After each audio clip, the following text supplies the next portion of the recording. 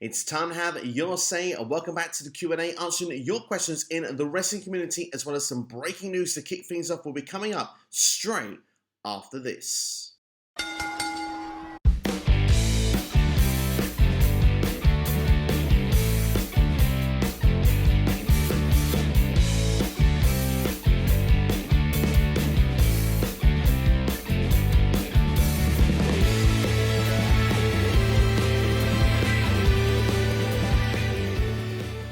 So welcome back to another episode of AskSCW. Going to answering your questions in the wrestling community on WWE, AEW, and much more. But first off, we're going to start with some big breaking news that's released just as I've started recording.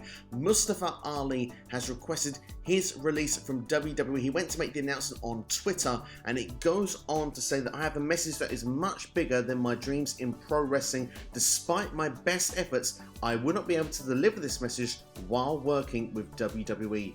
Therefore, I am requesting my release from WWE. So there you have it there. That's the big breaking news that's come out. And I've got to say with Mustafa Ali, he's always been quite passionate and saying how he wants to make change, he wants to make a difference in the industry. And in WWE, he's just never really quite had that opportunity to do so. It felt like he was going to be pushed to the moon when he first came up to SmackDown. Obviously, he defeated Daniel Bryan very early on. Looked like he was going to be going to WrestleMania before he got injured. Of course, then it became Kofi Mania. Was going to win Money in the Bank. Then, of course, Brock in the Bank sort of happened last second. And then, let's not forget Retribution. Yes, the opportunity was given, but let's be fair, Retribution was flawed from the very start. It just feels with Mustafa Ali, it's never quite clicked with him in WWE, and he's such a talented performer. For those who have watched him throughout his time there, through the Cruiserweight Classic, through 205 Live, through his time that he's had opportunities on Raw, SmackDown, he's always made the best of what he has been given. I've always thought he's a fantastic promo, a terrific in-ring performer, and I do wish him the very best. I hope if that's what he wants to get his release, that he's granted that release, because I do believe that whether it's in the wrestling industry or outside of it, Mustafa Ali is a very talented individual, and I think he deserves that success that he is chasing for. But let me know your thoughts about it in the comments below. What would you like to see Mustafa Ali do next?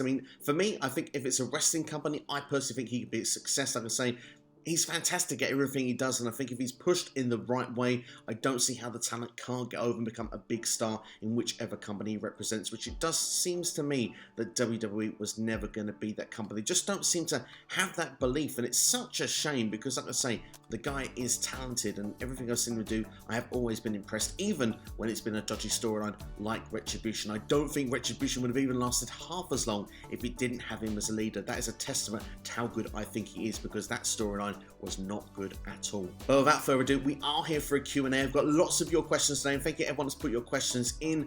Let's kick off with the first one we have today. And it comes from Anthony New asking, what are some of your favourite Royal Rumble returns of all time? A great question to kick things off. Of course, we're in Royal Rumble season, and of course, Royal Rumble means that, yes, we start to get the direction of what we'll get to WrestleMania, but like you say there, we get surprises, we get returns. What are some of the greatest returns of all time? In my personal opinion, I have to go with some of the obvious. Of course, Edge's return in 2020, what we thought was a career-ending neck injury back in 2011. Edge making that triumphant return in the Royal Rumble in 2020 is definitely one of my favourite moments, probably ever in wrestling history, to be fair. The way that, the place just erupted when he came back was just so special. Of course, Edge did make a comeback as well back in 2010 as well, to win that Royal Rumble also, and he was actually ahead of schedule, if I'm not mistaken, when he returned to win that Royal Rumble match. And of course, last but not least, I've got to go with John Cena. 2008, Cena was out with an injury also that was expected to be out for a year for him, and he was missing for 3 months. The fact he returned in that Royal Rumble match in Madison Square Garden at the number 30 spot, the place again, it just was electric. It's that buzz, it's that shock from fans. Not only are you shocked at home watching it, but feeling that energy from the arena come through your TV screen, and then to see them go on and win those Royal Rumble matches. Now, I know Edge in 2020 was not as successful at winning the match, but definitely I believe he came in the final 3 or 4 during that match. They were all such special moments in the run, right, and those ones that probably rank highest for me if I was to give an answer for you here today. But I'd love to know your favourites in the comments below. Next question comes from It's My Wrestling Podcast. How do you feel about Raw stepping up and taking over SmackDown as arguably WWE's best show? How has it happened after so long of Raw being woeful? Such a great question, this one, and something you really sink your teeth into, and I think there's a couple of reasons why Monday Night Raw has dramatically improved, if you want, for WWE programming anyway, and SmackDown has had a big decline, because everyone always said that Roman Reigns was the reason that SmackDown was so good, and I think it's proving that Roman Reigns is basically the reason to watch SmackDown at the moment, but the whole show was consistently good from top to bottom, and I think one of the big reasons is the WWE draft. If you go back to October, Raw got so many of the stars that were making big headways on SmackDown, and in a trade, SmackDown didn't get as much back. If you look at some of the stars that Raw acquired in the drafting compared to SmackDown, you're talking Bianca Belair, you're talking Becky Lynch, Edge, Seth Rollins, Kevin Owens, Finn Balor. There's so much in star power. And you look at the tag team division as well, which was quite bright on SmackDown before. The Street Profits, Alpha Academy, Dolph Ziggler and Bobby Roode, or Robert Roode, I should say, all moving over to Raw as well. And SmackDown, in its place, I mean, goodness, I mean, they've got Los Lotharios if you want, Jinder Mahal and Shanky, the Viking Raiders that weren't really being pushed that much on Raw. You look at the top end, yeah, they got Drew McIntyre, but he's out injured at the moment. That's my other point, which I'm going to come to in a minute.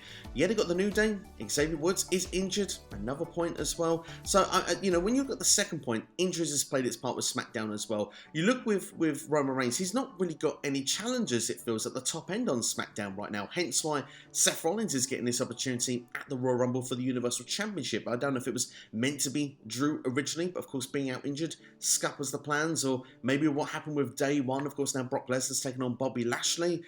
Maybe it was supposed to be Seth versus Lashley, who knows? So there's lots of different variations of what can be the reasoning for it, but if you look at the shows themselves, SmackDown for me right now, it just seems to have lost a lot of the things that made it tick. Yes, it's still got people like Sami Zayn, which are fantastic characters to watch as well, but I don't know, there seems to be a lot of things that aren't quite connecting at the moment for me, and I don't know, it is becoming a tougher watch week by week, and Raw is definitely improving as well. Raw, without question right now, is the A show for me of the two shows, and definitely improvement on NXT as well. I still feel Dynamite is my favourite weekly show if I had to pick one at the moment, but with the hype, with the Royal Rumble coming up as well, you can't help have a little bit of excitement as well what's going on with WWE, but I think Raw has definitely been improving. They've got the better talkers, they've got perhaps the better storylines going on right now, and arguably the better star power, where SmackDown has a lot of the repetitive matches we had previously, and it's probably got rising stars, but the problem with rising stars is if they're not ready to push too quickly at this point,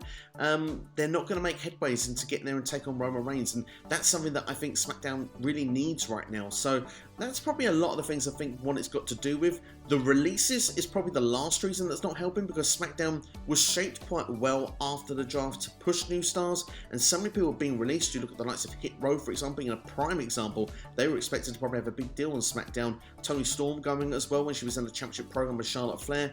Just all these things, it just doesn't help, and I hope on the road to WrestleMania either SmackDown acquires a couple of, I don't know, trades or call-outs from NXT, just something just to tick things along, maybe a great performance in the Royal Rumble to build one or two stars up. I think those sort of little touches can really help then to connect storylines, to connect better on TV sets, and maybe a little bit less Happy Corbin and Madcap Moss. They're probably the last things I can offer as reasoning. But yeah, I have to agree with you, Raw definitely is the most improved show in WWE at the moment. SmackDown has been on that decline, but hey, who knows?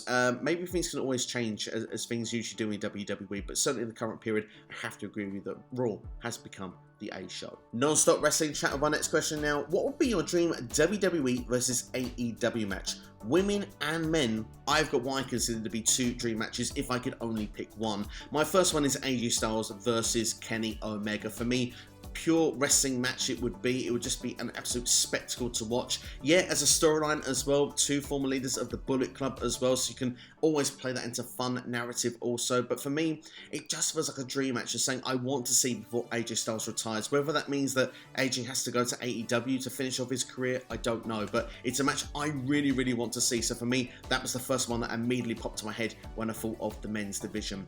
As for the women's division, it's got to be Becky Lynch versus the Dr. Britt Baker, DMD. Britt Baker seems to be fantastic and just growing reputation. She's almost kind of got that rising star feeling that Becky Lynch had a couple of years ago. You know, she's fantastic on the mic, she's got the gimmick over, she's got the DMD thing happening, where Becky Lynch, she had that sort of rise in superstardom as well. Yes, WWE trying to push it where she was going towards the heel direction, what they've done with Britt Baker in AEW, but of course Becky was so over babyface, so they carried on that same momentum of saying how it is, but as a babyface. So I think these two, it worked really, really well. Both have good submission finishers, both have good, you know, irregular finishes that they can have when you get pinfalls as well. So for me, that ticks all the boxes for a dream match, and of course both are women's champions right now as well. So my two choices overall would be AJ Styles versus Kenny Omega and Becky Lynch versus the Dr. Britt Baker, DMD.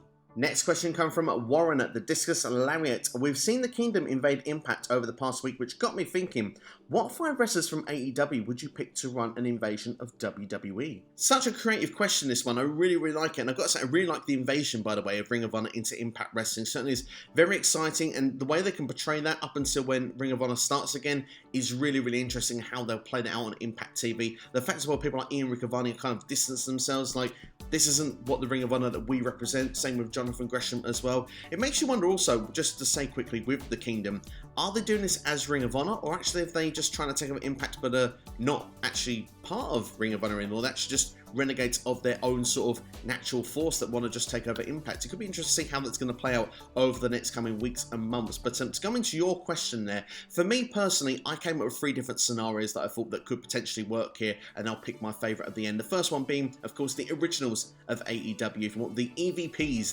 the Kenny Omega, the Cody Rhodes, the Young Bucks, and Hangman Adam Page there would kind of make sense. A lot of fresh matches as well. I kind of thought about the pillars of AEW. Of course, we had the 4 pillars, of course, of MJF, Darby Allin, Sammy Guevara, and Jungle Boy. And of course, well, CM Punk threw the Dr. Britt Baker, DMD, in there as well, which could be quite fun. And of course, the last option could be ex-WWE guys. So you're talking the likes of a CM Punk, for example, could be good. A Jon Moxley, Adam Cole, Bryan Danielson, Miro, perhaps some. Maybe you could even say take a few of them out and put the people you feel have been done wrong in WWE. Let's not think about the Andrades of this world. I mentioned Miro a second ago. What about the kind of Malachi Black as well? There's so many different ones you could put in that format and say these people would feel they have a reason to go and get revenge against WWE. But to give you my ultimate answer, it's the first one I gave you. It's the originals, the EVPs, because, well, they thought themselves they had to go against WWE. They could have joined WWE, but they bet on themselves. They went and built up this company, and it's doing really, really well. It's, without any question, the number 2 company now in professional wrestling. If there was one to go and invade WWE, it could be, look, we made a company on ourselves, but we bet on ourselves to make this company. We're now going to bet on ourselves to come into this company and take everybody out. And I think that definitely will be a fun story. And like I say, it's fresh matches as well. Kenny Omega never been in WWE. The Young Bucks never been there either. Neither's Hangman Adam Page. Cody, his stock has risen so much more since he was last in WWE. We're not talking Stardust anymore. We're not talking opening acts that can't get onto pay-per-view. We're talking someone that's actually made themselves a name value. Someone that's actually even got that Go Big show that they go and do as well. So Cody would be of a certain level now if he was in WWE. He's got so much more experience, so many more great matches on his side as well. So yeah, that would be fascinating for me to see them 5 be the ones that would invade WWE. Wrestling by Waldridge of our next question now. After Brody King's appearance, who would you choose as the next 2 members of the House of Black in All Elite Wrestling? Fantastic question, this one, and I've got to say, I really enjoyed the debut of Brody King this week on All Elite Wrestling. It will lead to another one of those choices very, very shortly, but my first choice that came to mind really was something that came to a previous video that I did, which was all the talents from Ring of Honor, where would they go next? And a lot of people suggested the idea of Vincent going to All Elite Wrestling to become a part of this House of Black along with Brody King. And I must admit, as a trio, that would be fascinating to watch. It would be a lot of fun as well, adding the Horror King in there. The fact though that Vincent now is a part of this ROH invading Impact Wrestling storyline makes me think that he certainly won't be a part of that. So unfortunately, I don't think I can give the answer, but I've got 2 in mind. And my first one I'm going to say, and it comes from the video package we saw this week on AEW Dynamite, it was Pac, because, well, Pac didn't really seem so angry with Malachi Black. In fact, he says that despite the fact that his vision was taken away from him, he can see more clearly now than ever. Very interesting sentence that was said there, and it kind of makes me feel that when he does return, he probably is going to come to Pentagon's aid, because we've now got this feud where I think it was going to be the Lucha Bros against Malachi Black and Brody King, but the fact that now Rey Fenix, despite being made of rubber, is still going to have some time on the sidelines for the minute. Pentagon is going things alone. So I think with that storyline taking shape, I think Pac will initially come back to make the save. But I think when we get a tag team match, I can see Pac turning on Penta and joining the House of Black. Now, I must admit, my second choice for you, and I've got to give a shout out here to Jonesy Chats Wrestling, because George made this idea quite a while ago, and it makes a lot of sense when you think about it, because one thing that comes in continuity with Pac and this person is, well, the eye patch, or certainly the eyes being covered.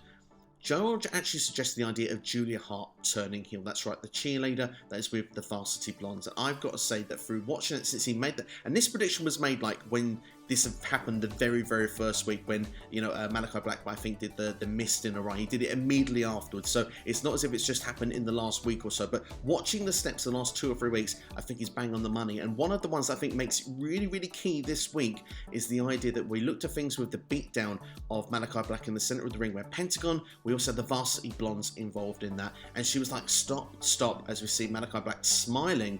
Why did she tell him to stop? Before then, that way Brody King could actually make his appearance after the lights went out. It's a very small little detail that was very, very easy to miss, but have that seed planted in my head, I noticed it and it made me think, Julia Hart joining them a part of that stable. As much as the cheerleader thing seems like a fun little gimmick and everything, I haven't really seen her do too much in All Elite Wrestling, and I do see potential there. I think if she was to go to the dark side into the House of Black, I think we could get more out of Julia Hart. So she's going to be my second shout, and I will give the credit to George if that one does come through. Speaking of Jonesy Chats Wrestling, he's here with the next question now here on AskSCW. How did you first get smartened up to the way pro wrestling business operated as something other than a true competitive sport? Honestly, I got told before I watched my very first event. Now, if this goes back now to like how I got into wrestling to begin with, but it was like a 1992, just before WrestleMania 8. I believe it was Satellite Sky Movies had the film. I believe it was No Holds Barred. It was the one with Hulk Hogan and Zeus in it. I remember watching that, and I remember there was an advertisement about WrestleMania 8 by Mr. Perfect saying, "You must watch this. It's the biggest event of the year, extravaganza, WrestleMania." And I remember watching the movie with Hulk Hogan, and I knew he was going to be a part of this WrestleMania, and I said to my parents, "Can I watch this?" And they said, like, "Yeah, you can watch wrestling, but there's something you should know." And they went on to sort of, not to the great details of what I know now, but they basically said that this was predetermined, that they knew before they went in what was going to happen and all that sort of stuff. So I was actually made well aware before I even started watching. So that for me kind of made me watch with different eyes from the very beginning. I didn't sort of sit there and think, wow, these people are actually body slamming one another. I was kind of in awe of like, how can they do this and it not be where they're seriously hurting themselves? And I quickly then got into the idea of the storytelling aspect as well. So I knew from minute one. So it's quite fun as well, because for me that kind of was quite nice as going through the childhood, being really into it, and obviously seeing other people my age, say when I was like 8 or 9 years old, turn around saying to me, "Oh, I don't like wrestling anymore. It's fake, isn't it?" And it's like, well, hang on. First off, they're trained to do it, but two, like, you sit and go, well, did you really think it was real? Like, seeing some of the things that was being done. So for me, I always kind of felt like, well, how can you see them do some of the things that they do? Because I don't know about you, but like, I just kind of felt myself like, it just seems unbelievable that someone can actually do that and do that for half an hour and be okay to go and do it. So yeah, for me, I got smartened up very, very quickly before I'd even watched my first WWE match. So yeah, literally minute one. I mean, I would say I'd have more of an idea from the smartened up aspect of what they actually go through when we started watching Tough Enough. I think the first season was, 2000, 2001, somewhere around that area. And obviously now we see so many documentaries and stuff on WWE. So never in my wildest dreams did I have any of those sort of ideas when I was sort of that sort of age, but to see what they actually have to go through to be athletes and stuff like that now is just incredible, and a massive respect to anyone that puts their body through that. And certainly you didn't have those feelings that people put themselves through that when you're watching like Sebastian Booker back in '94. But hey, that's my story. It'd be fun to know everyone else's stories in the comments below. Next question coming from Mike, a Tanhabs Mike. What matches would you like to see Lita in for a final run? A match versus Io Shirai would be very good. I have to agree with you, Mike. I think that'd be an amazing match to see. The Battle of the Moonsaults. How cool would that be there? Of course, Lita being the rebel back in the day, and Io Shirai kind of has that rebellious feel about herself as well in today's market as well. So that's definitely a match I would like to see. I think the money matches, obviously, it seems to be actually the 4 horsewomen. Something like Charlotte, Becky, Sasha, Bayley, those matches, of course, against Lita, if you get to see them, they're dream matches in themselves. And Lita, she gets the opportunity as well to work with the next generation. I think that's sort of, I think, matches I'm most keen on seeing, because I think that they could get that benefit, having that experience in the ring with someone like a Lita, and also getting that rub if you're talking the likes of Rhea Ripley, Bianca Belair, Liv Morgan, you know, superstars like that I think could really, really benefit. So I think any and every match that you could get Lita involved, I think would be awesome. I think that it's going to be awesome that a lot of superstars that may not get the opportunity to face Lita may get to confront it in the Royal Rumble match, so that's going to be pretty cool as well. But I think the most likely ones would be the 4 Horsewomen, because they would seem like the big money matches, if you want. Same as what they had when Trish Stratus has come back and, of course, took on Charlotte Flair. I believe it was at Toronto in SummerSlam a couple of years ago. Bama Slammer, wrestling podcast of our next question now. Recently on the Pat McAfee show, Goldberg said he had only one match left in his WWE contract. No matter if you love him or hate him, if you could book his final retirement match, who would his opponent be and why? Brilliant question, this one, and like you say, love him or hate him, Goldberg has got one more match, one more run in him.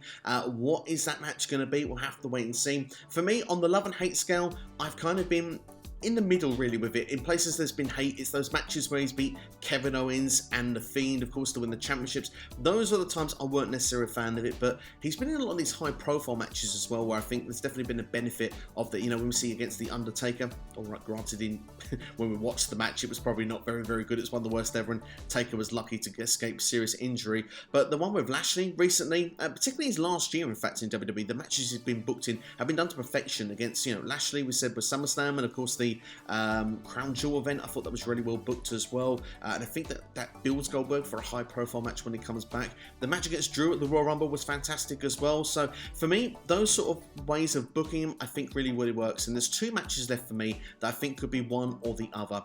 The first one is the obvious one, Roman Reigns. Now for me, we've never seen it. We've seen the matches with Lesnar, Strowman, people like that. It was supposed to be Roman Reigns at WrestleMania 36. We never got it. The Battle of the Spears, I think it can kind of almost build itself, because Goldberg comes back at this point and says that he's got, you know, a match left in him. He won his last one against a former WWE champion. Now we could go for the championship against Roman. I think that that's a natural story, and you could book, and with the idea of it being in Saudi Arabia, I believe the what's going to be the WrestleMania Chamber. What a lovely change of name that is, but not less about that the better. Keep it Elimination Chamber. But I mean, when you've got that as a potential match you could have on that show, I think that definitely would sell it. So I would be kind of in favour of that one. The other one for me that would work would be Goldberg versus John Cena. Just 2 of the biggest names to ever do this, and to put them in that sort of dream match environment, I think would be quite good as well. Of course, it's always good if the young guys can get a victory over Goldberg. I'm always about building for the future, but Goldberg for me at this point is in a stage of his career where if you're only going to have him for one more appearance, it's better to use him in the best and biggest way possible. And WWE has done that with many WrestleManias and many of their biggest stars in the past. So I think this could be an opportunity we could put a match marquee like that on a show and have the opportunity for the rising stars to really shine on the under to mid card of that show, and then they can perhaps get them to push themselves for a better opportunity coming out of that pay-per-view afterwards, or should I say premium live event. Next question comes from Maxwell J. Freeman. If it's Brock versus Roman for both the WWE and Universal Championship in a unification match, what happens to the Royal Rumble winner this year? Does the winner get Brock or Roman on night 2 of WrestleMania?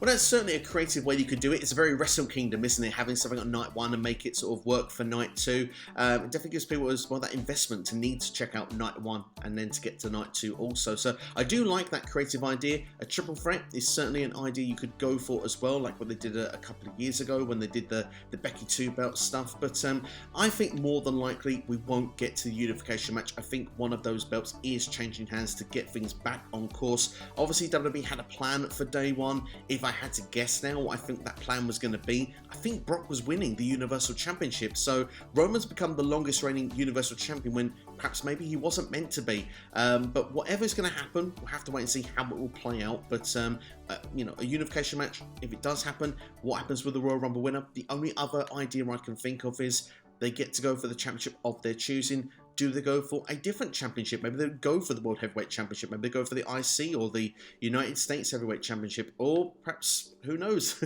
even the tag team titles. It's just though sounds a bit ridiculous if you ask me. You have the chance to main event WrestleMania and you go for the main title. So yeah, I don't think we have to worry about it. I think the Royal Rumble winner will be going for the Raw Championship, and I think that Brock and Roman will be going for the SmackDown Championship. But it just depends if the Universal Championship is going to switch to Raw, and if the WWE Championship is going to trade to SmackDown, or if simply it's Lashley that holds the championship for Raw and Roman for SmackDown. But of course, time will tell what's going to happen with that. Next question comes from Martin Lorenzo Carrillo. If you can pick 3 talents to debut at the WWE Royal Rumble matches, men or women, and sign with WWE, who will they be and why? Fascinating question, this one. I think we have to take the realism out of this question and just say, well, contracts don't exist, because of course if people are signed to other companies, that would kind of rule a lot of people in and out of being able to come in and sign with WWE at the Royal Rumble. But if you were to ask my opinion, I think you'd look for people that could be game changers, whether it's to go into the main event scene of the men's division or the women's division. So for me personally, looking at things and looking at the landscape of how things are, one that's right now is a free agent. That again, it's down to fantasy booking. I don't think he'd come back, but I'd bring back Bray Wyatt, and I would try and rectify what we've done over the last year, whether it's the Fiend, whether it's the Eater of Worlds, maybe it's a combination of the two, who knows. That certainly would be one that I would like to see come in.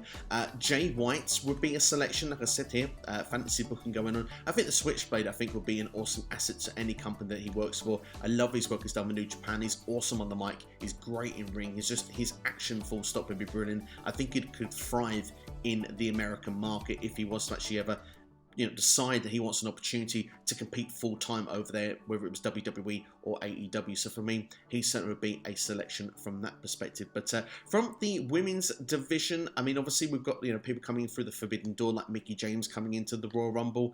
I just think I'd like to see Deonna Purrazzo have one more crack at the whip. I just think that she is the best women's technical wrestler in the world. She's arguably one of the best technical wrestlers in the world. She's having some outstanding matches out there right now. To see her, if she could come into WWE right now and be taken seriously, I think she could be one of, if not the face of one of the divisions. So I would like to see that if I was to have the opportunity, but I have the feeling that she probably would, if she was to leave Impact, I think she'd more than likely go to AEW at this stage. I don't know if she'd necessarily want to go back to WWE, but those would be the 3 names that I would pick. But certainly would like to know your feelings in the comments below. Dylan, catch on with our next question now. This is not an interesting one, but I disagree with that. Arguably, this is one of the very interesting questions I'm sure people want to know right now. Who are my picks for the men and women's Royal Rumble matches? And the reason why it's interesting is because I don't actually know right now. I think it's one of the most open fields in many, many years. And to be fair, obviously, right now, I think it's still too soon to make final predictions. There will be a couple of opportunities in videos that I can give full predictions coming up. But if I was to give you my headspace of where I'm thinking right now, I've got perhaps 3 names that I think have got potential for the women's. For the men's section as well, I've probably got narrowed down to 2 or 3 names as well. I think on the women's side, I think Bianca Belair looks to be a potential favourite at this point. Perhaps having that conclusion match with Becky Lynch at WrestleMania looked to be the direction when Becky kind of wrote Bianca out getting the championship match at the Royal Rumble. So that puts Bianca Belair into the Royal Rumble match. So I think that is certainly an opportunity that could happen. Alexa Bliss, I think, also is an opportunity at this particular point, just because obviously, well, she's come back. She was in the championship picture when she left. Now that she's back, I assume she's going to enter the Rumble itself with whatever carnation of this character that we're going to get going forward, and certainly could be a favourite.